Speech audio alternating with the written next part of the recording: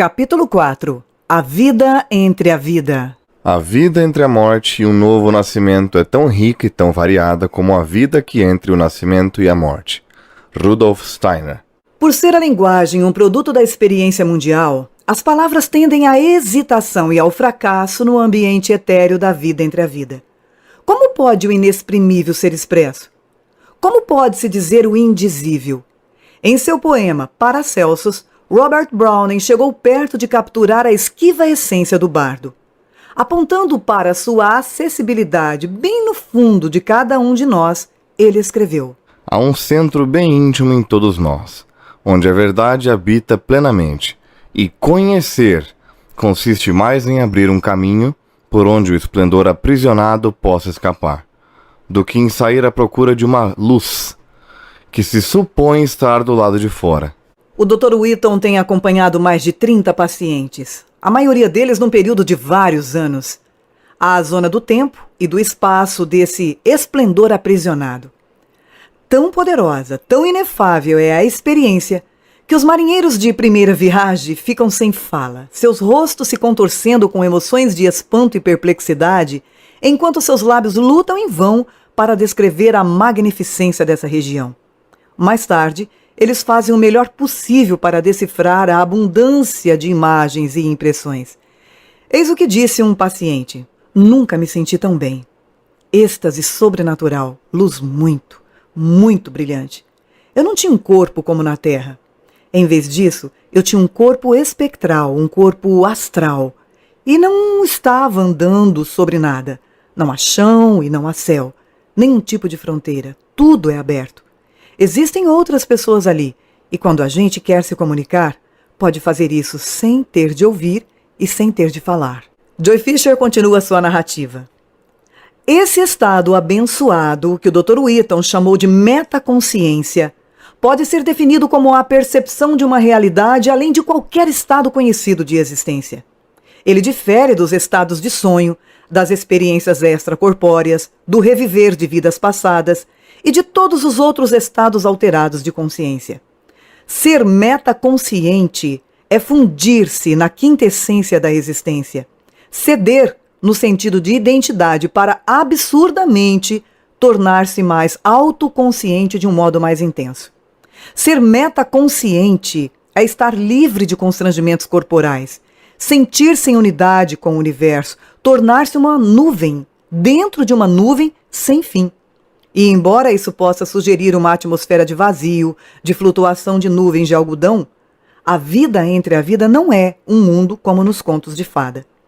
Os que provaram suas riquezas sabem que visitaram a realidade definitiva, que é o plano da consciência, de onde embarcamos em sucessivas experiências de encarnação e para onde voltamos quando da morte do corpo.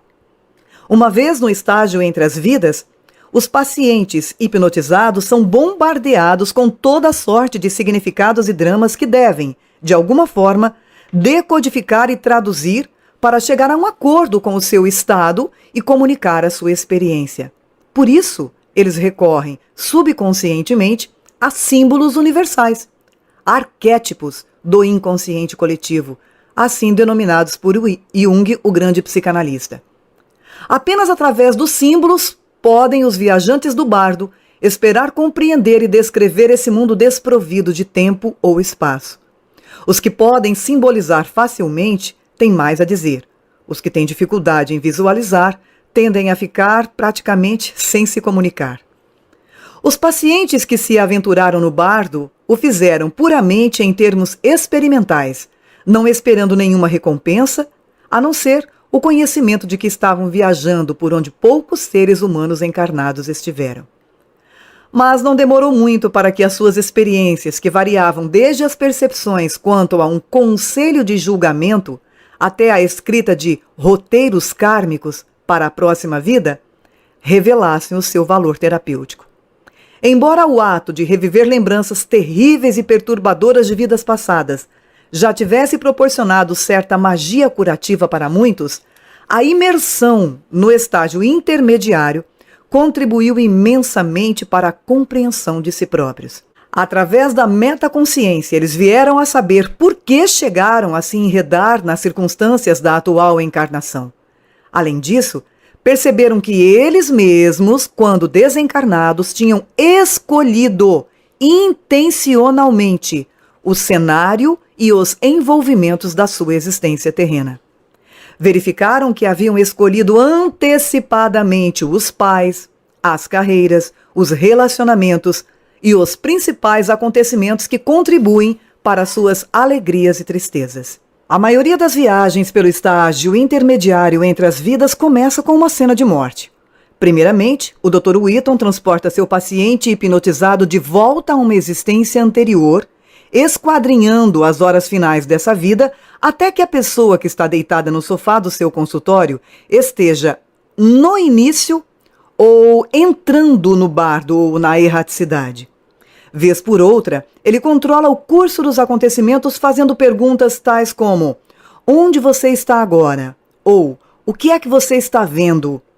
Tipicamente, o paciente expirará no corpo assumido pela personalidade de sua vida passada e então começará a relatar, pouco a pouco, eventos muito semelhantes às histórias colhidas pelo Dr. Raymond Moody, Kenneth Ring, Michael Sabin, Maurice Rawlins e por outros médicos que estudaram e confrontaram experiências de estados próximos da morte ou de morte clínica. O início da metaconsciência produz uma mudança drástica no semblante do paciente. Todo franzir de sobrancelhas, toda careta, toda insinuação de medo, ansiedade e dor que haviam acompanhado a experiência da morte vai desaparecendo, deixando o rosto primeiramente inexpressivo, depois pacífico e relaxado e finalmente cheio de admiração. Os olhos podem estar fechados, mas não há nenhuma dúvida de que o paciente está cativo de visões enlevadas. Essas visões são tão absorventes que o Dr. Whitton geralmente concede aos seus pacientes vários minutos para que fiquem sintonizados com essa outra realidade antes de tentar interrompê-los com suas perguntas e instruções. Quando, em seguida, se comunica com a pessoa deitada no sofá, ele está falando não com a personalidade que está à sua frente, mas com o eu eterno que produziu aquela personalidade temporal. Disse um paciente, um engenheiro eletrônico, as seguintes palavras: ao reviver as recordações de uma vida passada, a pessoa vê a si mesma como uma personalidade distinta, e isso gera uma reação emocional. No estágio entre as vidas, não há nenhuma parte de mim que eu possa ver. Sou um observador rodeado de imagens. O despertar para a existência desencarnada é onde o estágio entre as vidas realmente começa.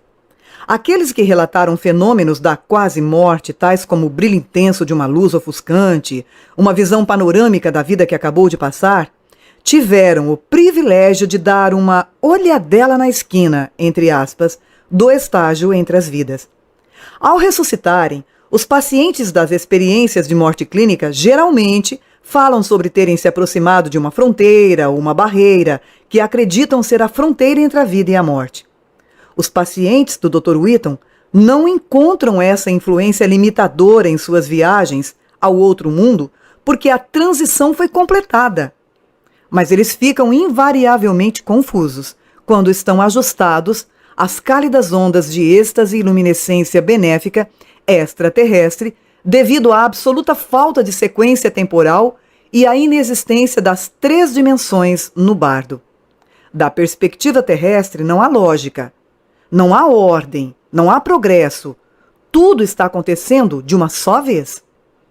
Para que se consiga percepções subjetivas e uma compreensão do caos percebido, o Dr. Whitton logo aprendeu a solicitar aos seus pacientes de hipnose que isolassem e descrevessem eventos específicos daquele abrangente amálgama de acontecimentos simultâneos.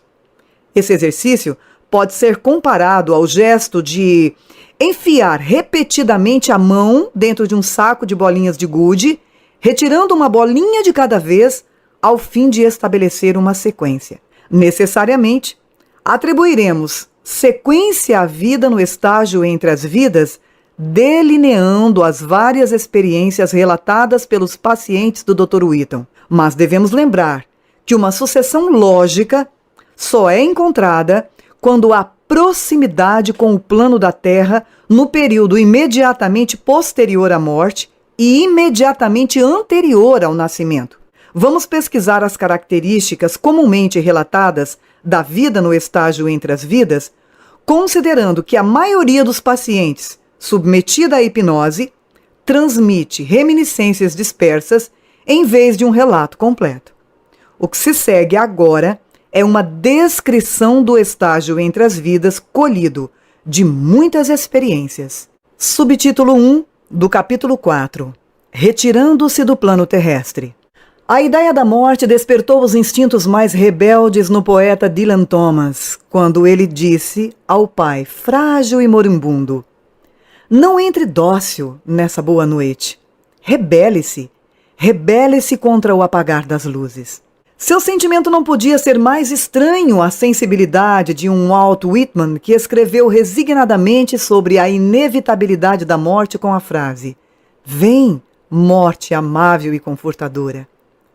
Todo mundo tem a sua própria ideia de como será a morte, mas poucos percebem que essas atitudes pessoais, junto com a qualidade de vida de uma pessoa e com o seu estágio espiritual, exerce influência considerável na natureza da experiência em si.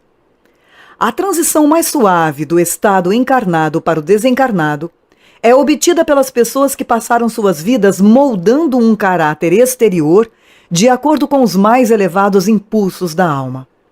Elas se alegram com a desintegração do corpo e se regozijam intensamente ante a perspectiva de se libertar do seu invólucro. Uma pessoa bastante evoluída que tem a sensação de que a vida por que acabou de passar ficou incompleta, sentirá remorso quanto à sua incapacidade, embora, ao mesmo tempo, anseie pela oportunidade de voltar à sublimidade do estado bardo. Personalidades menos desenvolvidas adotam, em geral, uma entre duas posturas. Temendo o que a morte poderá trazer, elas lutam em vão para continuar no corpo.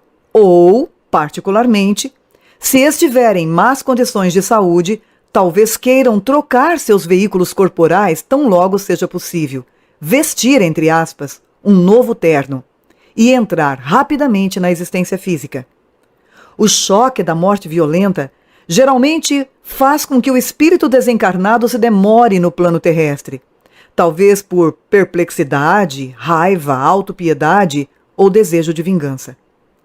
Um professor universitário que reviveu seu assassinato há vários séculos atrás, quando vivia como um índio no sudoeste americano, lembrou do seu estado emocional no momento em que estava prestes a entrar no estado da metaconsciência. Ele disse: "Depois de ter sido torturado, morto e mutilado por 3 outros índios, flutuei para fora do meu corpo sentindo muita raiva. Pensei que se eu tivesse sido melhor treinado e estivesse numa condição física melhor, eu poderia ter salvo a minha vida. Quando deixei meu corpo, fiz gestos de golpes de karatê no ar. Queria ter uma segunda chance de defender-me, de me apegar à minha vida." A bem conhecida experiência do túnel, entre aspas, um arquétipo da transição, é uma característica comum da saída da existência terrena. Muitas e muitas vezes, os pacientes do Dr. Whitton afirmaram ter visto seus corpos deitados debaixo deles antes de terem sido rapidamente puxados através de uma passagem cilíndrica. Eles descobriram então que haviam deixado seus corpos físicos e que não podiam confortar e tranquilizar parentes e amigos que ficaram para trás. Na maioria dos casos, entretanto, o início de experiências estranhas e maravilhosas logo faz desaparecer todos os vínculos com a Terra. O tubo, ou túnel, parece servir como via de acesso para o mundo do além. Algumas pessoas são recebidas por guias, entre aspas, enquanto ainda estão em trânsito, e são acompanhadas na estrada da vida no estágio entre as vidas, mas a maioria dos pacientes diz ter viajado sozinha, juntando-se a uma multidão de estranhos no fim da viagem. Quem quer que eventualmente receba o recém-chegado no bardo ou na erraticidade, um parente ou amigo morto, um condutor ou um guia que esteve vigiando seu protegido durante a última vida, sempre é visto carregando uma tocha para iluminar o caminho. Esse transportar da tocha ilustra como impressões não materiais são traduzidas em símbolos. Pela sua própria natureza, a vida num estágio entre as vidas não pode ser um lugar, nem pode ter tochas ou quaisquer outras parafernálias terrestres. Só existe o pensamento que o subconsciente transforma num objeto que pode ser compreendido. O autor Stuart C. Easton escreveu que o estágio intermediário entre as vidas não está lá em cima, no céu ou em algum outro lugar. Ele é, talvez, melhor concebido como uma condição de existência que só pode ser imaginada, tirando-se da mente tudo que tem alguma relação com o mundo físico ou corporal. Todavia, para que se possa perceber essa outra dimensão, seus elementos abstratos devem ser convertidos em imagens, com o uso de símbolos da vida atual ou de alguma outra encarnação. Subtítulo 2, capítulo 4. As luzes iniciais. O livro egípcio dos mortos é um guia da pós-morte que remonta ao ano de 1300 a.C. Seu título egípcio original era Avançando para a Luz, um título que reflete corretamente a experiência da transição. Luz ofuscante, iluminação de extrema intensidade. Essas são as características predominantes da entrada no estágio entre as vidas. A experiência oceânica de consciência cósmica pode ser uma percepção dessa luz. Nenhum prazer terrestre pode se comparar com o êxtase puro que envolve a todos os que cruzam o limiar. O amor é tudo. Esse êxtase absoluto elimina o medo e o negativismo, pois o espírito é reabsorvido na unicidade não diferenciada da existência. Embora essas luzes iniciais nos saúdem muitas e muitas vezes no fim de sucessivas encarnações, elas são percebidas, geralmente com muita surpresa. De repente, os obstáculos se rompem e ficamos gloriosamente conscientes dos acontecimentos cósmicos e do nosso lugar no esquema universal das coisas. Os enigmas da continuidade pessoal, a natureza da imortalidade e o processo da reencarnação se ajustam no quebra-cabeças cósmico suavemente e sem nenhum esforço. Uma assistente social que conheceu 7 de suas vidas entre as encarnações disse: "Quando em transe, sinto uma completa mudança física depois de passar por uma morte anterior. Meu corpo se expande e enche todo o ambiente. Então me inundo com os sentimentos mais eufóricos que já conheci. Acompanham esses sentimentos a total consciência e o entendimento de quem realmente sou, de minha razão de existir e do lugar que ocupo no universo. Tudo faz sentido. Tudo é perfeitamente justo. É maravilhoso saber que o amor está realmente fluindo. Voltando à consciência normal, você tem que deixar para trás o amor universal, o conhecimento, a tranquilidade. Quando estou numa fase ruim, quando a vida está particularmente desagradável, quase anseio pela morte, pois sei que ela significaria meu retorno a um estado de ser maravilhoso. Eu tinha medo de morrer. Agora não tenho nenhum medo da morte." Uma outra disse o seguinte: "É tão brilhante, tão bela, tão serena. É como se expor ao sol e ser por ele absorvido sem nenhuma sensação de calor. Você retorna à totalidade. Eu não queria retornar." A natureza dessa revelação alegre e profunda varia de pessoa para pessoa e parece ser modulada pela experiência, pela consciência e pelas expectativas pessoais. Muitos pacientes se veem envolvidos numa brilhante abóbada de luz que transmite sensações de felicidade e paz. Outros veem tons e matizes tão lindos que, comparadas a eles, as cores do espectro luminoso parecem positivamente desbotadas. Alguns recebem iluminação na forma de esclarecimentos que diretamente se associam a interesses ao longo da vida. Um homem que vivera 2 vidas como matemático deu seu grito de eureka na forma de uma série de equações que ele sabia continham as respostas correspondentes às relações entre as várias formas de energia no universo tão procuradas pelos principais físicos do mundo.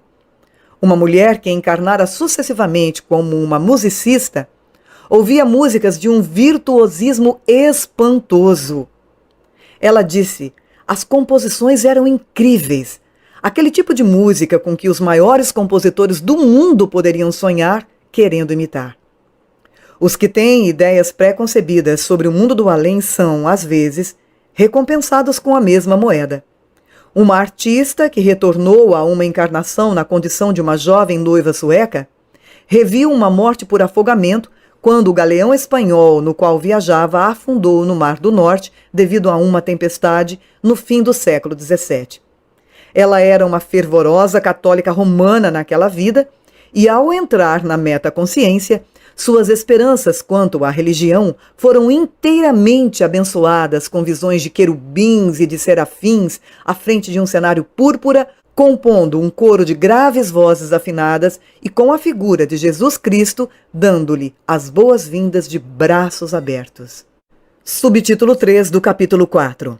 Penso, logo existo. Na Terra, interrompemos nossos processos de pensamento com a finalidade de entrar em contato com o universo. Daí a meditação. Mas na vida que existe, no estágio entre as vidas, devemos começar a pensar para que realizemos a nossa individualidade.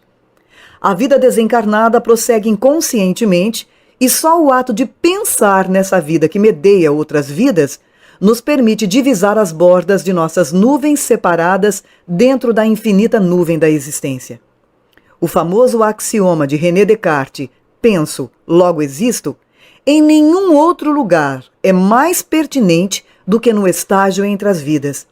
Não há experiência de vida sem pensamento. A carga de autoconsciência exibida no bardo parece variar muito de pessoa para pessoa. Os que estão dispostos a prosseguir firmemente com o seu desenvolvimento espiritual tendem a estar em maior atividade consciente entre as encarnações. Os que demonstram pouco interesse no processo de evolução estão inclinados a dormir, entre aspas, o equivalente a grandes períodos de tempo terrestre. Subtítulo 4 do capítulo 4. O domínio do desencarnado. O lar está onde você o constrói. Isto é, o ambiente da vida que há no estágio entre as vidas é o reflexo das formas de pensamento e expectativas de cada pessoa. O livro tibetano dos mortos afirma repetidamente que o morador do bardo produz seus próprios arredores ou circunstâncias a partir do conteúdo da sua mente. Rudolf Steiner afirmou que os pensamentos e as imagens mentais do nosso domínio íntimo se nos apresentam depois da morte como nosso mundo exterior. Depois da morte, disse ele, todos os nossos pensamentos e representações mentais aparecem como um poderoso panorama perante o espírito. À deriva, na metaconsciência, os pacientes do Dr. Whitton registram uma topografia, digamos assim, muito variada. Seguem alguns exemplos. Vejo esplêndidos palácios e belíssimos jardins. Estou rodeado de formas abstratas de todos os tamanhos. Algumas oblongas, algumas cilíndricas. Paisagens, sempre paisagens, e ondas quebrando-se na praia. Estou caminhando sobre o nada infinito. Nenhum chão, nenhum teto, nenhum solo, nenhum céu. Tudo é extremamente belo. Não há coisas materiais e, no entanto, tudo está ali. Igrejas, escolas, bibliotecas e áreas de lazer. Não tenho a consciência de estar num lugar específico. As imagens aparecem para mim como que vindas do nada. Um homem que foi conduzido através de regressão até antes do seu nascimento nesta vida, viu-se a princípio numa enorme caverna. No fim da caverna havia uma parede, e subindo até o topo, ele olhou para trás para uma paisagem verde do plano terrestre e fez a seguinte narrativa. Eu estava consciente de ter um pé em ambos os mundos. Do lugar favorável em que eu estava, podia ver a vegetação e a atmosfera da Terra. Mas, na outra direção, havia muito mais luz, e o ar estava rarefeito. Com meu guia, comecei a andar na direção daquele outro mundo que parecia algum ponto no mar Mediterrâneo. Era tranquilo, brando, pacífico. Prédios de cor branca se alinhavam sobre colinas baixas. Havia uma luminosidade especial em torno dos prédios, cada um dos quais tinha arcos de ampla base. Uma luz suave e dourada estava disposta sobre os arcos e irradiavam-se de dentro dos aposentos. Parece que as pessoas, às vezes, são presenteadas com o cenário que imaginaram ou desejaram enquanto estavam na Terra. Mas os fundamentalistas, que acreditam que uma vida rigorosamente fiel à doutrina será recompensada com a presença de Jesus Cristo, com um banco de igreja no reino dos céus, podem estar preparando a própria decepção. Os pacientes do Dr. Whitton, tendo passado a vida como partidários de uma fé dogmática no passado, descobriram que no estágio entre as vidas, o curso complexo e prolongado da evolução pessoal não pode ser suplantado pela ideia simplista de serem salvos, entre aspas. Victor Bracknell, uma personalidade da vida passada de Michael Gallagher, o paciente do nosso primeiro estudo de casos kármicos, que está no capítulo 7, era um puritano devoto do século XVII, inabalável em sua convicção de que estava realmente cumprindo a vontade de Deus. Ele era igualmente inabalável em sua crença de que, quando ele morresse, ele seria recompensado com uma visão de Jesus. O estágio entre as vidas não lhe trouxe, porém, nenhuma visão de Cristo, nenhum ponto celestial. Em vez disso, ele foi confrontado com os conflitos que haviam feito com que ele, em sua cegueira, infligisse sofrimentos a outras pessoas. Subtítulo 5 do capítulo 4. A identidade bardo. Entrar na metaconsciência é ser uno com o perispírito imortal, que serve como pedra angular invisível aos poderes do indivíduo. A percepção intuitiva desse eu interior é o germe da realização metafísica, como afirma Alan Watts no seu livro A Suprema Identidade. É difícil imaginar como deve ser fundir-se com o próprio núcleo do seu ser. O conhecimento está oculto na experiência. No livro sagrado do hinduísmo, encontramos a seguinte declaração: Você não pode ver aquele que vê. Você não pode ouvir aquele que ouve. Você não pode pensar sobre aquele que pensa. Você não pode conhecer aquele que conhece. Esse é o seu ser que está dentro de tudo. Tudo o resto além dele é perecível. Parece que cada perispírito tem um nome que está sempre além do alcance da compreensão humana. Vários pacientes do Dr. Whitton afirmaram ter visto, quando em transe, o nome da sua identidade íntima ou verdadeira, escrito numa linguagem desconhecida que desafia a todas as tentativas de pronunciação. Seria essa linguagem, somos obrigados a perguntar, o que o místico sueco do século XVIII, Emanuel Swedenborg, descreveu como sendo a língua dos anjos? Por exemplo, um homem, quando em transe, vislumbrou seu nome inscrito num livro na forma de um símbolo. Ele fez o possível para dar voz a este símbolo, mas, por mais que ele tentasse, foi incapaz de emitir o som apropriado. Parece que ele estava lidando com a linguagem essencial da mente, extremamente mais forte, podemos dizer assim, do que a expressão vocal. Essa linguagem da comunicação telepática é usada pela legião de seres desencarnados que povoam o bardo ou erraticidade, muitos dos quais se conhecem de outras encarnações. Quando Jesus Cristo disse: "Olhem, o reino de Deus está dentro de vocês", há uma possibilidade de que ele estivesse se referindo, provavelmente, ao perispírito, que contém uma multiplicidade de personalidades que se materializaram nas existências anteriores. O paciente do transe é capaz de esquadrinhar as existências encarnadas e desencarnadas dessas personalidades, a fim de tornar conscientes lições do passado que haverão de acelerar o progresso rumo à meta final, que é justamente alcançar a perfeição. Sob hipnose, qualquer personalidade da vida passada pode, se for dirigida, adquirir mais autoconsciência do que obteve na Terra. Pode-se indagar acerca de uma personalidade anterior. Por exemplo, o que é que está se passando na sua mente inconsciente? Essa pergunta não pode ser respondida, por exemplo, por um indivíduo consciente. Não obstante as luzes iniciais mencionadas anteriormente, a personalidade mais recente da vida passada é consumida com emoções que tem sua origem nos pensamentos, nas palavras e nos atos da encarnação que acabou de ser interrompida. Emoções puramente animais, como raiva, o prazer dos sentidos, a lascívia, a tristeza, o ciúme, são deixadas para trás com o corpo físico, exceto nos casos raros em que o sentimento é tão intenso que a alma que parte sofre a sua influência. Já as emoções cognitivas, como o amor, a culpa, o êxtase, a admiração, o remorso, a sensação de perda, o temor, isso para mencionar apenas algumas, são mantidas no corpo espectral ou astral e assim, pronta para sua avaliação, a alma deve enfrentar. O conselho de julgamento que vamos tratar no próximo subtítulo. Subtítulo 6 do capítulo 4. O conselho de julgamento. A crença no julgamento depois da morte permeia toda a tradição religiosa, filosófica e mística, variando desde a crença dos antigos egípcios na pesagem da alma perante um temível tribunal, aos ensinamentos de Zoroastro quanto a uma bancada de juízes espirituais que determina o destino de cada homem em conformidade com a qualidade de sua vida. Essas figuras de autoridade celestial geralmente aparecem como um triunvirato. 3 juízes incansáveis são a base da mitologia grega, e a ideia de uma divina trindade que aparece na filosofia de Lao Tzu é representada pelo Trimurti dos hindus e surge também no cristianismo como o Pai, o Filho e o Espírito Santo.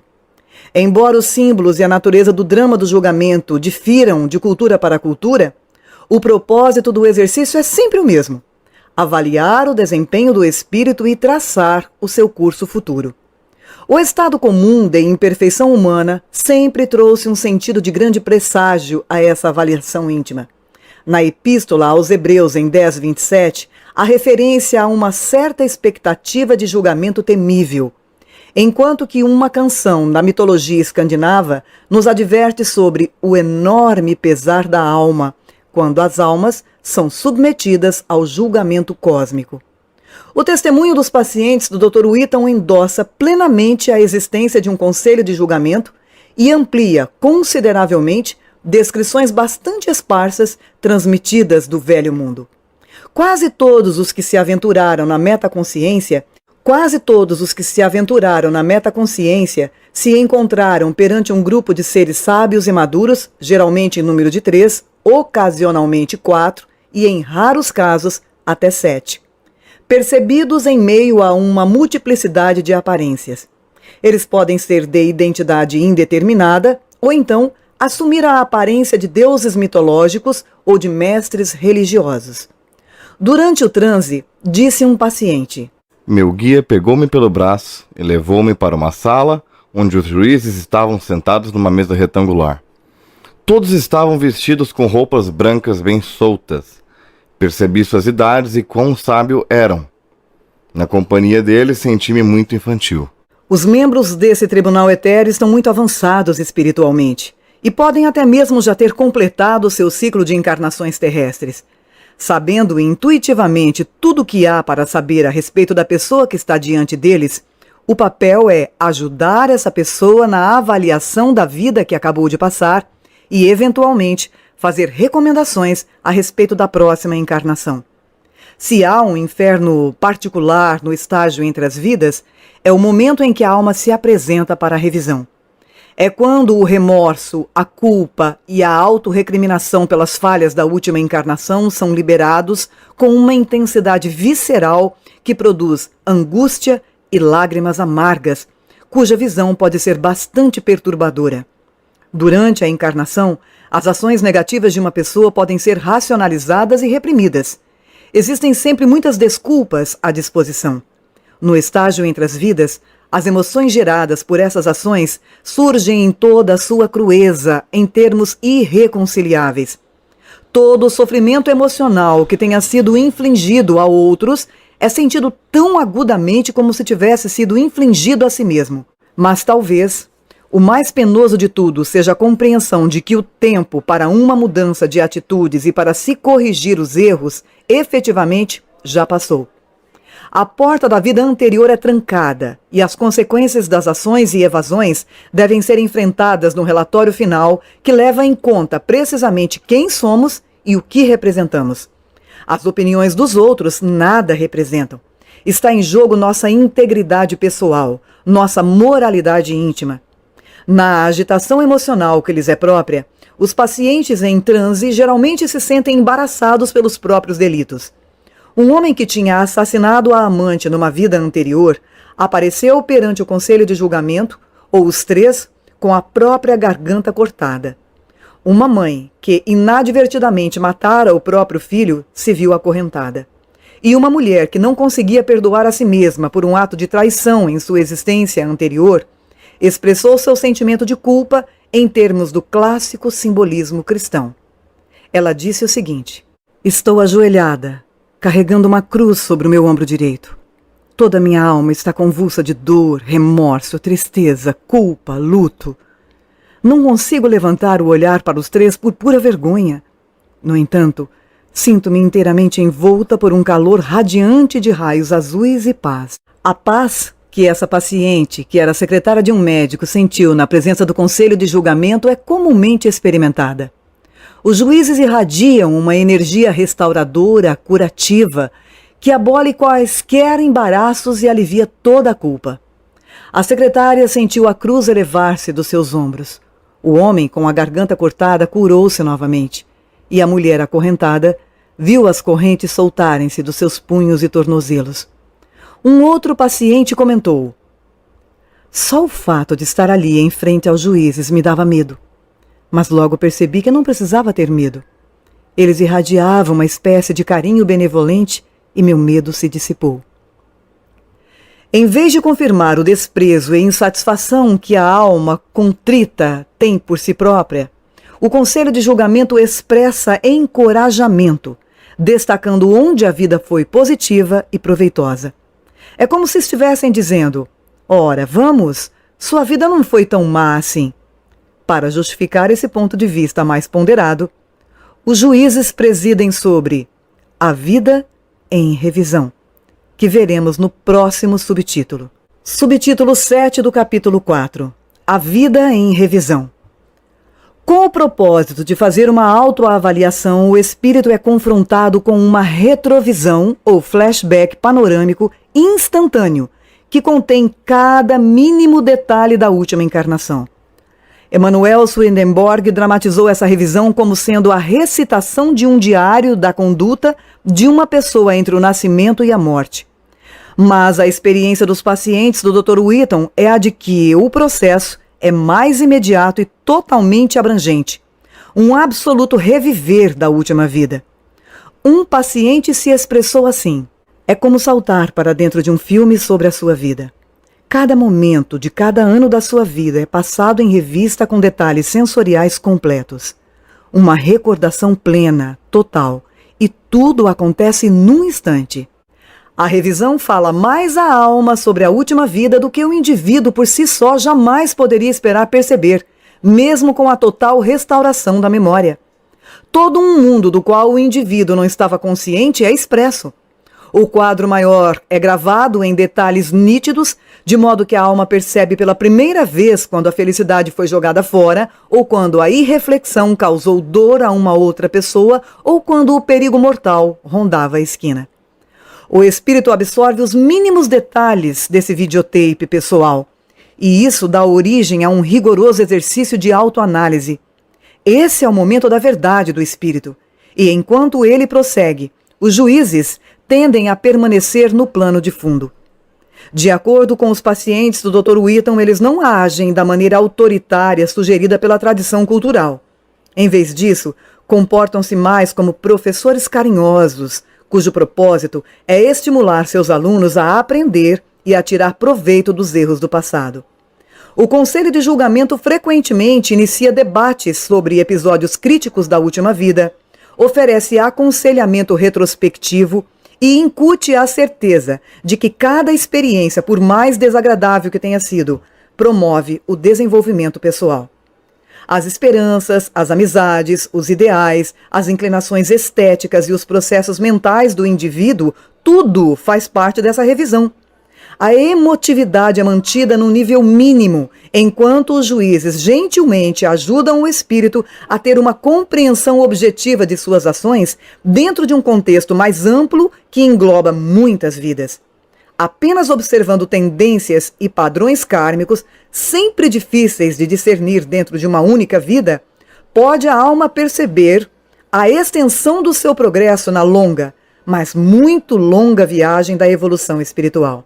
A revisão da vida passada é presumivelmente extraída dos registros akáshicos que videntes e ocultistas há muito observaram como sendo as impressões indeléveis deixadas na substância etérea do universo devido a tudo que já aconteceu em algum momento.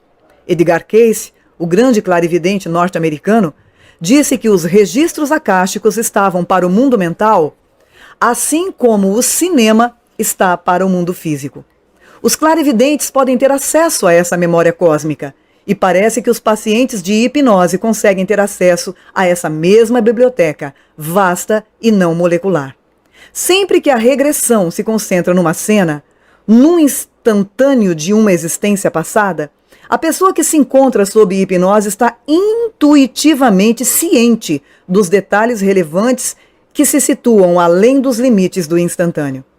Essa imagem em profundidade é recortada de uma maneira que sugere que as informações estão sendo extraídas do videotape da recordação total. Subtítulo 8 do capítulo 4. Planejando a vida seguinte. A descoberta mais significativa das pesquisas do Dr. Wheaton é a de que muitas pessoas planejam suas vidas futuras enquanto estão desencarnadas. O conhecimento de si mesmo, adquirido no processo da revisão, possibilita a alma tomar as decisões vitais que determinarão a forma da sua próxima encarnação. Mas a alma não age sozinha. Sua decisão sofre grande influência dos membros do conselho de julgamento, os quais, considerando as faltas kármicas da alma e a sua necessidade de lições específicas, dão conselhos que têm ampla área de aplicação. Na tradição cristã, Jesus Cristo é visto como o único ser encarnado que teve o privilégio de escolher os seus pais. A metaconsciência, contudo, mostra que essa opção está ao alcance de todos e que a escolha dos nossos pais, no estabelecimento do cenário e no rumo que a vida futura tomará, é imensamente importante. Os antigos tibetanos estavam bem cientes desse procedimento de seleção. O bardo Todol aconselha a alma desencarnada: examina onde vais nascer e escolhe o continente. As recomendações dos juízes são feitas de acordo com aquilo de que o espírito precisa, não com o que ele deseja. Por isso, elas tendem a ser recebidas de um modo um tanto confuso, a não ser que a alma esteja obcecada com a obtenção do seu desenvolvimento a qualquer preço. Uma mulher, durante o estado de transe, disse: estou sendo ajudada a planejar minha próxima vida para que eu possa enfrentar quaisquer dificuldades que apareçam no meu caminho. Não quero assumir a responsabilidade porque sinto que não tenho força suficiente. Mas sei que temos de enfrentar obstáculos para que possamos superá-los. Para ficarmos mais fortes, mais conscientes, mais evoluídos e mais responsáveis. O preço do progresso é sempre o desafio e as dificuldades. A verdadeira razão por que as encarnações se tornam progressivamente mais árduas à medida que a alma evolui. O planejamento para a vida seguinte é frequentemente realizado em consulta a outros espíritos com os quais foram estabelecidos vínculos durante muitas vidas. Isso quer dizer que a escolha do tempo e do lugar de nascimento é de extrema importância. Escolher errado é perder a oportunidade para uma reunião produtiva. A reencarnação em grupo, na qual o mesmo grupo de almas evolui por meio de relacionamentos constantemente mutáveis em vidas diferentes, repete-se com frequência, de acordo com os pacientes do Dr. Wheaton. O roteiro kármico geralmente exige renovado envolvimento com pessoas que, agradável ou desagradavelmente, figuravam em encarnações anteriores. Nas palavras de uma pessoa que se sentia compelida a recompensar outras, encontramos: há pessoas a quem não tratei muito bem na minha última vida, e tenho que voltar ao plano terrestre novamente para compensar essa dívida. Dessa vez, se elas me magoarem, vou perdoá-las porque tudo o que eu sempre quis fazer é voltar para casa. Essa é minha casa. Parece que o termo alma gêmea está relacionado com uma entidade com a qual uma pessoa reencarnou de propósito muitas vezes, visando a causa do crescimento mútuo. Mas o crescimento com igual frequência depende da reunião com aqueles cuja companhia não é tão excitante. Oh, não! Ela novamente, não! Resmungou uma paciente, uma professora de ginásio, quando lhe disseram que sua evolução pessoal seria mais propícia se ela nascesse de uma mulher que a havia assassinado numa vida anterior. Para serem colocados numa situação convenientemente kármica, alguns pacientes foram aconselhados a aceitar corpos defeituosos. Deveras, deficiências corporais devem algumas vezes ser aceitas em prol de um desenvolvimento superior. Uma mulher relatou o seguinte: escolhi minha mãe sabendo que havia uma grande incidência da doença de Alzheimer na sua família e que eram grandes as chances de que eu também viesse a sofrer dela. Mas minhas ligações kármicas com minha mãe eram muito mais importantes do que qualquer deficiência genética. Havia uma outra razão para que eu escolhesse minha mãe. Os juízes me disseram que eu deveria passar pela experiência de ser criada sem um pai nessa vida, e eu sabia que os meus pais logo se divorciariam. Também sabia que a escolha que eu fizesse de pais me colocaria na localização geográfica ideal para que eu encontrasse o homem com o qual estava destinada a me casar. Nem todos os planos são realizados com termos assim, tão específicos. Personalidades menos desenvolvidas parecem precisar da orientação de um plano esquemático detalhado, ao passo que almas mais evoluídas concedem a si mesmas apenas um esboço geral, para que elas possam então agir mais criativamente em situações decisivas. Um homem que havia passado várias encarnações num estado depressivo e introvertido achou que seu desenvolvimento requeria contato com situações sensuais e eróticas em sua própria encarnação. Ele apenas planejou que deveria se tornar uma mulher ardente, não querendo influenciar os eventos vindouros, a não ser por sua própria escolha de sexo e atitude. Ao planejar a vida seguinte, ele visualizou o seguinte quadro: uma espécie de instrumento, tipo um relógio no qual você pudesse inserir certas peças para que se seguissem consequências específicas, eu deduzi. Que estava trabalhando em algo que queria modificar, e eu estava estabelecendo essa mudança, trabalhando com este maquinário, fazendo as alterações necessárias no plano do estágio entre as vidas para que elas pudessem transparecer na minha futura vida na Terra. Este mesmo paciente recordava-se bem das formas amorfas, entre aspas, de seres que ele conhecia de encarnações passadas. Um indivíduo específico que deveria figurar destacadamente em sua próxima vida aparecia numa forma simbólica, metade rosa, metade cobra. Orientado para pesquisar o significado desse simbolismo, o paciente entendeu que o aspecto cobra da personalidade tinha por 2 vezes sido responsável pela sua morte, enquanto que o aspecto rosa representava qualidades de amor que haviam ligado os dois durante várias vidas. Fazer descobertas sobre seu próprio plano pode resultar numa grande decepção. Uma despachante de uma companhia de táxis gravemente atribulada por problemas emocionais e sentimentos de inferioridade sentia-se destinada a grandes coisas se apenas pudesse lembrar o seu plano feito no estágio entre as vidas. Entretanto, a metaconsciência lhe revelou que sua finalidade nesta vida era simplesmente aprender a superar suas dificuldades emocionais com as outras pessoas.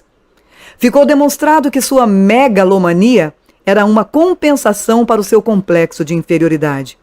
Consternada pelo que tomou como a natureza vulgar do seu roteiro kármico, ficou tão deprimida que teve de tomar antidepressivos.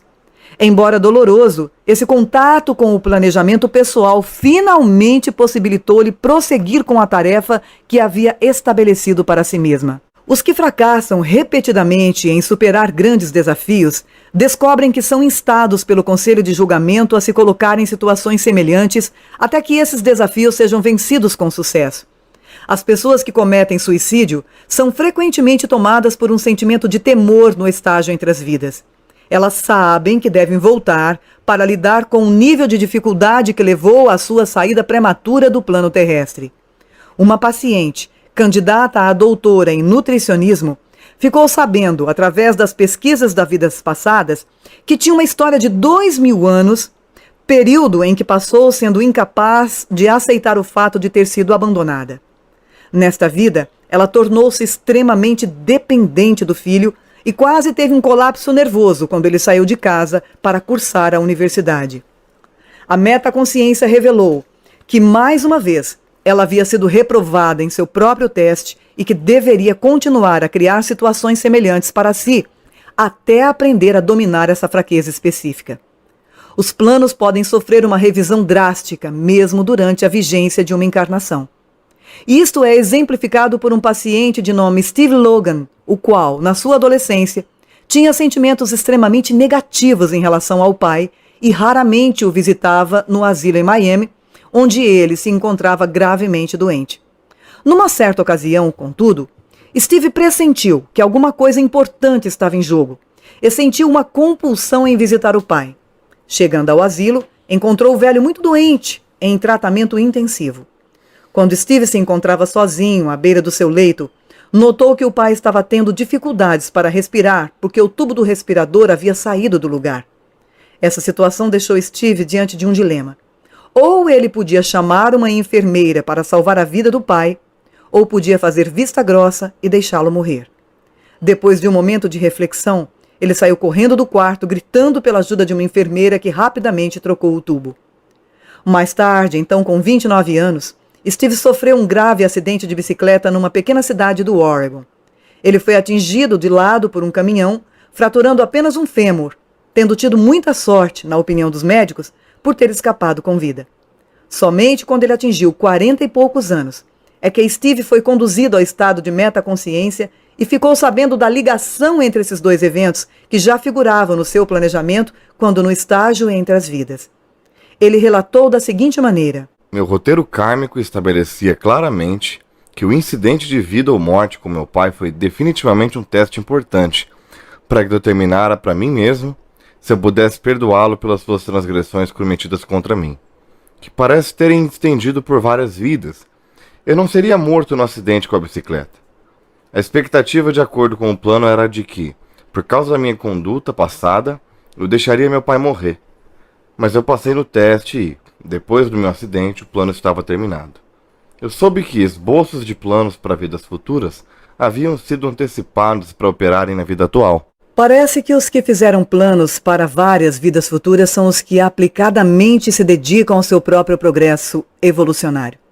Essas entidades resolutas contam que passaram a maior parte do período de duração do bardo dedicando-se a algum tipo de estudo.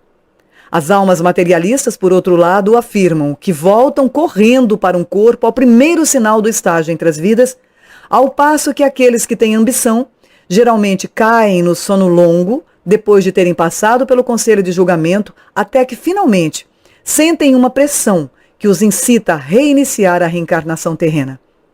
A aquisição de conhecimentos no estágio entre as vidas prepara o espírito para a sua própria encarnação e para a oportunidade de colocar em prática o que foi aprendido. Somente através da aplicação prática pode-se atingir a mestria. A maioria dos pacientes do Dr. Whitton já se encontrou trabalhando arduamente em grandes salas de aula equipadas com bibliotecas e salões de conferência. Médicos e advogados, por exemplo, relatam ter estudado suas respectivas disciplinas durante o estágio entre as vidas, ao passo que outros lembram-se de terem se aplicado ao estudo de temas tais como as leis do universo e outros temas metafísicos. Algumas pessoas até mesmo contam terem estudado assuntos que desafiam qualquer descrição por não haver nada parecido na Terra. Uma mulher relatou, de forma um tanto indireta, as suas investigações para descobrir o caminho para Deus. Ela disse: somos criados à imagem de Deus e a ideia é que temos de nos tornar semelhantes a Deus, voltar para Ele. Existem muitos planos superiores e para voltar para Deus, para alcançar o plano onde o seu espírito reside, o espírito tem de abandonar sua roupa a cada vez até que esteja realmente livre. O processo de aprendizado nunca termina. Algumas vezes somos presenteados com vislumbres dos planos superiores, cada qual mais leve e mais brilhante do que o seu precedente. O processo de planejamento nos diz que a maior parte do que acontece na Terra já foi ensaiado, num grau maior ou menor, no estágio entre as vidas. Tudo é primeiramente elaborado no invisível antes de ser manifestado no visível. No ideal, antes de ser concretizado no real. No espiritual, antes de ser mostrado no material. O reino do invisível é o reino da causa. O reino do visível é o reino do efeito. A natureza do efeito é sempre determinada e condicionada pela natureza da sua causa. Ralph Waldo Trine, do seu livro In Tune with the Infinite. É quase como se fôssemos artistas que fazem um rascunho grosseiro de um quadro no estágio entre as vidas. Uma vez encarnados, começamos a trabalhar na obra de arte que queremos executar, trabalhando de perto dia a dia para executar nos mínimos detalhes uma ideia geral. Eventualmente, ao morrermos ou através da metaconsciência, podemos recuar um pouco e ver a obra de arte. Somente quando voltarmos para o estágio entre as vidas, poderemos saber até que ponto fomos fiéis aos nossos objetivos. Naturalmente, a elaboração do esboço grosseiro não garante que a coisa real será concretizada. Um plano pode ter sido feito, mas não tem de ser obrigatoriamente implementado. Assim sendo, será possível dizer no decorrer da vida se estamos sendo fiéis às nossas intenções do estágio entre as vidas. As respostas devem vir de dentro de nós. Aqueles que estão realizando seus roteiros kármicos ou que até mesmo foram além deles têm uma sensação interior de que a sua vida está se desenrolando como deve. Aqueles que se desviaram do seu roteiro sentem, em vez disso, que tudo está fora de controle. Predomina o caos. Como atores desesperadamente fora do texto que deveriam falar ou subir ao palco, eles são forçados a improvisar à medida que o drama da vida se desenrola.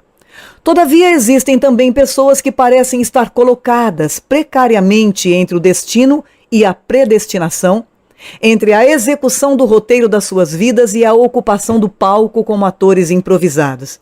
Elas têm um plano, mas o plano está sujeito a uma quantidade desordenada de improvisação. Este era o caso de uma mulher de 37 anos que foi atraída para dentro de um bosque de arbustos e violentada perto de um cemitério indígena em Illinois, alguns anos atrás. Antes de consultar o Dr. Whitton, ela despendeu muito tempo e energia tentando saber por que fora tornada vítima. Tudo sem qualquer resultado. Sua jornada subsequente no estágio entre as vidas revelou que o estupro não tinha sido planejado. Ao mesmo tempo, entretanto, seu roteiro kármico indicava que ela se tornaria vulnerável a uma tragédia pessoal fortuita que causaria grande mudança em sua vida. Ela fez o seguinte relato: meu plano era que eu passaria por um trágico acontecimento que faria com que eu mudasse todo o caráter da minha alma dos 30 anos em diante. Focalizando este evento, eu procuraria com todos os meios que estivessem à minha disposição encontrar um significado mais profundo para a minha vida. Foi exatamente isso que aconteceu. Embora tenha liberdade para rejeitar o conselho dos juízes a respeito do planejamento, o espírito faz muito mal se desprezar esse conselho. Pois a rejeição das recomendações significa que a reencarnação ocorrerá sem um plano ratificado. Um convite aberto a uma vida de provações e dificuldades improdutivas e desnecessárias. Renascer sem um plano é também uma questão de opção. O problema é que, sem nenhum roteiro para seguir, a alma torna-se como um junco castigado pelo vento. Uma vítima da fatalidade, em vez de ser um participante ativo no destino. Nenhuma penalidade é imposta pela não observância das recomendações dos três, a não ser aquela causada por um alto confronto, especialmente cheio de remorso, no fim da vida, a qual, muito provavelmente, terá sido desperdiçada. De vez em quando, um paciente em transe fica sabendo que ele ou ela não fez nenhum plano no estágio entre as vidas. Conhecimento este que, invariavelmente, é comunicado ao Dr. Whitton com demonstração de temor. Em contrapartida, aqueles que têm um roteiro kármico ao qual recorrer não reagem emocionalmente sob hipnose, mesmo quando descrevem um plano de vida cheio de dificuldades. Nada pode ser pior, ao que parece, do que ter um futuro em aberto.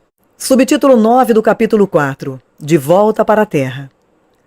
As decisões cruciais foram tomadas, e tudo o que resta fazer é colocá-las em prática, descendo mais uma vez em encarnação. A metaconsciência deixa bem claro que, ao passo que a morte é realmente uma volta ao lar, uma trégua muito bem-vinda nos conflitos e lutas, o nascimento é o primeiro dia de um difícil projeto novo.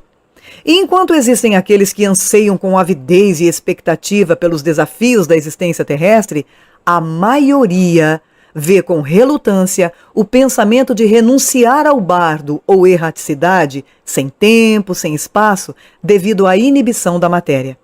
Alguns, naturalmente, mostram mais relutância que outros. Um homem que antes havia usado e abusado de meninos na Grécia antiga estava revoltado com a ideia de ter de voltar como um homossexual perseguido. Oh, maldição! Não, isso não! Qualquer coisa menos isso, ele gritava durante o transe. Não há quem me faça entrar nesse corpo, ele disse ter pensado. Mas aí ele complementa. Mas eu tinha feito minha escolha, relutantemente, seguindo as recomendações do Conselho de Julgamento e tinha de colocá-las em prática. Aí eu me senti compelido a aceitar. Parece que só se pode resistir ao ato da reencarnação por muito pouco tempo. Eventualmente há um acúmulo de pressão cósmica que, como atestou esse paciente, obriga, entre aspas, a alma a renovar o seu desenvolvimento dentro dos limites de um corpo físico. A quantidade de tempo passado fora da encarnação varia muito de pessoa para pessoa e de vida para vida. Entre os pacientes do Dr. Wheaton, 10 meses é o intervalo mais curto observado entre vidas, ao passo que o mais longo se estende por mais de 800 anos. A estada média no estágio entre as vidas, aproximadamente 40 anos, tem diminuído constantemente nas últimas centenas de anos. No Velho Mundo, quando o globo terrestre mudava pouco de século para século, havia menos incentivo para a reencarnação do que há hoje. A constante transformação do mundo moderno parece atrair as entidades cada vez mais desejosas de nova experiência terrestre a reduzir o seu tempo fora da encarnação. Um fator que pode ser muito bem observável ou responsável pelo grande crescimento da população global. Vários dos pacientes do Dr. Wheaton, tendo morrido durante a Segunda Guerra, se reencarnaram a tempo de se unir à população da geração conhecida como Baby Boom, ou do aumento explosivo do número de bebês. Os espíritos menos desenvolvidos que estão sedentos por um novo corpo, qualquer corpo, não passam muito tempo no estágio entre as vidas, não. Nem aqueles que veem uma breve oportunidade surgida no plano terrestre para compensarem karmicamente suas ações em vidas passadas. Estadas prolongadas podem acontecer devido ao desejo de despender grande esforço na preparação para a próxima existência terrena, ou podem se originar de uma atitude apática com relação ao progresso evolucionário, uma atitude que frequentemente resulta numa soneca, entre aspas, do espírito desincorporado até o toque de despertar, entre aspas, da próxima encarnação. Heródoto, o historiador grego que viveu durante o V século a.C., disse que os antigos egípcios ensinavam que cada alma gasta um período de 3.000 anos entre as encarnações. Os modernos hipnoterapeutas, entretanto, refisaram completamente esta estimativa, observando que muitos dos seus pacientes renasceram várias vezes no século XX. Seth, o famoso espírito guia que se comunicava através da mediunidade da escritora Jane Roberts, afirmava que a escolha pessoal certamente determina a duração do bardo ou erraticidade. Ele disse: fica sempre por conta do indivíduo. As respostas, pois, se acham dentro de você. Elas já estão dentro de você nesse instante. Antes de entrar no plano terrestre, a entidade passa através de uma barreira etérea que serve para reduzir as vibrações da sua consciência. Além dessa barreira, simbolizada pelo clássico rio do esquecimento, a lembrança da magnificência do bardo se dissolve. Essa amnésia tem um valor inestimável, uma vez que previne a interminável vinculação e saudade das maravilhas que foram deixadas para trás e permite que o indivíduo entre na nova vida livre de confusos ecos de boas e más ações do passado. Igualmente importante, o conhecimento de qualquer plano que a alma possa ter feito para a vida vindoura é necessariamente dominado. Da mesma forma que é ilógico que um aluno receba as respostas antes de sentar-se para fazer uma prova, assim também o teste da vida, entre aspas, requer que certas informações sejam temporariamente afastadas da mente consciente. Sabe-se que a primeira consciência de que se está efetivamente no corpo varia de vários meses antes do nascimento a logo depois da saída do útero materno. Muitos dos pacientes do Dr. Whitton mencionaram ter pairado sobre a mãe, estimulando-a em escolhas de alimentos, músicas, desestimulando o fumo, as bebidas alcoólicas e, em geral, dirigindo o comportamento para o benefício de ambos. Em vários casos, um nome, inclusive, foi comunicado para que fosse dado à criança ainda em forma de embrião. O espírito entra no corpo aos poucos ou repentinamente? Muito tempo antes do nascimento, no momento do nascimento ou depois do bebê ter nascido? Ou pode haver grande variação de pessoa para pessoa? Estas são perguntas vitais para as quais até agora não surgiu nenhuma resposta definitiva dentre o acúmulo de depoimentos conflitantes. A questão é confusa devido à presença de dois tipos de memória: a memória cerebral e a memória espiritual. Visto estar a memória cerebral funcionando a partir do 3º mês da concepção, é difícil saber se os pacientes sob hipnose estão transmitindo mensagens do sistema nervoso central ou da presença do eterno eu. Esta incerteza, embora relevante para a controvertida questão do aborto, não oferece soluções. Diríamos apenas que, se a alma está dentro do corpo quando é feito um aborto, a morte do feto pode ser equiparada a um homicídio. Caso contrário, a pessoa que faz o aborto não está fazendo nada mais do que retirar um pedaço de tecido corporal. A questão do aborto é ainda mais complicada pela crença dos drusos do Líbano, de que a reencarnação ocorre sem o bardo, de que um novo ser nasce com a morte do seu corpo anterior. As jainas da Índia, igualmente descartando o estágio entre as vidas, dizem que um novo ser é concebido quando morre o seu corpo anterior. Os dados de Edgar Cayce sugerem que o espírito pode entrar no corpo um pouco antes do nascimento, um pouco depois do nascimento ou no momento do nascimento. Em geral, os pacientes do Dr. Whitton aceitam as afirmações clarividentes de Cayce no relato de experiências de nascimento, como este relato, por exemplo. Eu estava na sala de partos, observando minha mãe e os médicos que estavam em torno dela. Uma luz branca envolvia tudo o que estava acontecendo, e eu era a pessoa irradiando essa luz. Então ouvi os médicos dizerem: "Está nascendo." E eu sabia que tinha de fundir-me com o meu novo corpo. Senti muita relutância em entrar nessa vida. Era tão maravilhoso fazer parte da luz. À medida que a nova vida progride, é como se o estágio entre as vidas nunca tivesse existido. A criança desenvolve uma identidade central, que geralmente parte do pressuposto de que ela e o ambiente físico-temporal constituem a única realidade. À medida que a linguagem se desenvolve, possíveis dúvidas sobre o estado original e mais refinado de existência são relegadas a ideias de irrealidade, rejeitadas como vagas, abstratas e altamente especulativas. Quando as pessoas recuperam a consciência normal após uma incursão em transe profundo ao estágio entre as vidas, elas se encontram frequentemente chocadas, desorientadas e consternadas.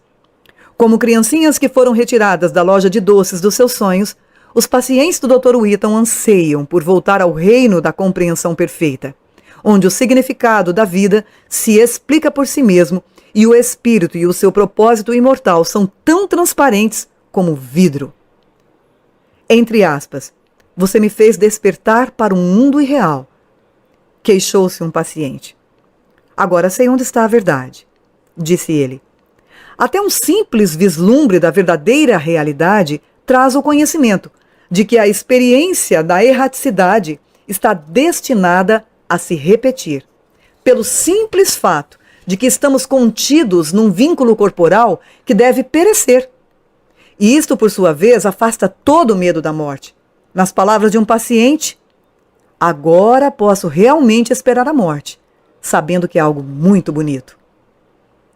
Embora praticamente todo viajante que incursiona pelo estágio entre as vidas conserve, ao regressar, uma sensação desse outro mundo maravilhoso, poucos são capazes de elucidar suas lembranças para a satisfação própria, apesar de terem feito relatos relativamente convincentes quando em transe.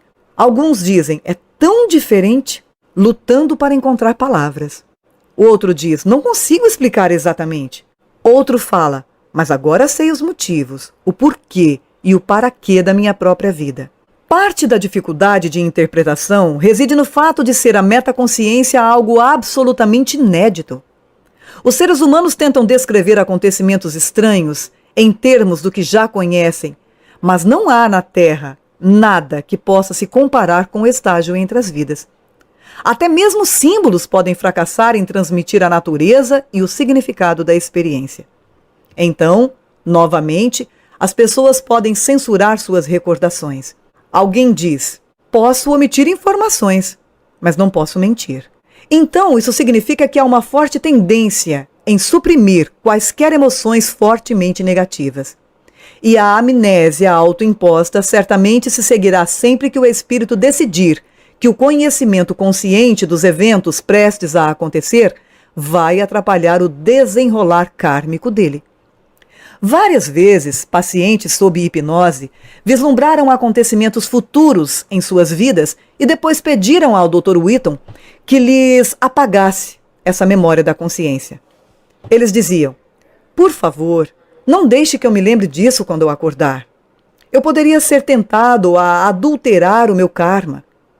Outros saíram do transe quando relatavam as circunstâncias relativas ao seu próprio futuro e não conseguiam se lembrar de nada que havia revelado. Não obstante, alguns pacientes se sentiram livres para esquadrinhar seus roteiros kármicos, trazer o conhecimento para a consciência atual e prever acontecimentos futuros em suas vidas, inclusive. Sempre que essas previsões eram suficientemente de curto prazo para permitir a verificação, elas se mostraram exatas. Porém, na maioria das vezes, os pacientes conseguiram ter apenas uma dica, e não mais do que uma dica do que lhes aguardava no futuro. Em agosto de 1984, um operador de equipamentos pesados soube pela sua metaconsciência que seria obrigado a abandonar seu serviço em virtude de alguma coisa extremamente ruim que iria lhe acontecer em outubro de 1985. Ele não tinha nenhuma ideia do que pudesse ser esse nefasto acontecimento e sabia que não deveria tentar descobrir sua natureza precisa para que não se sentisse inclinado a tomar medidas de prevenção. Ele disse, o que quer que seja, sei que devo passar por isso para o bem do meu desenvolvimento.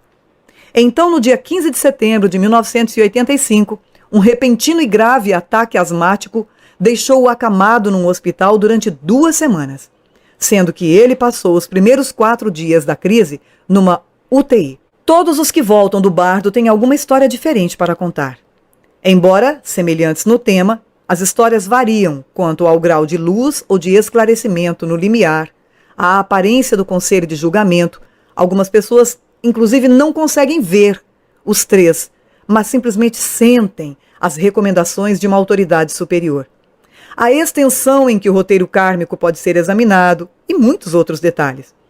Mas, num aspecto fundamental, os poucos privilegiados que visitaram o estágio entre as vidas receberam a mesma mensagem, dizendo: nós somos inteiramente responsáveis pelo que somos e pelas circunstâncias nas quais nos encontramos. Somos nós que fazemos a escolha. Essa absoluta responsabilidade pessoal pode ser vista como liberdade no fio de uma navalha.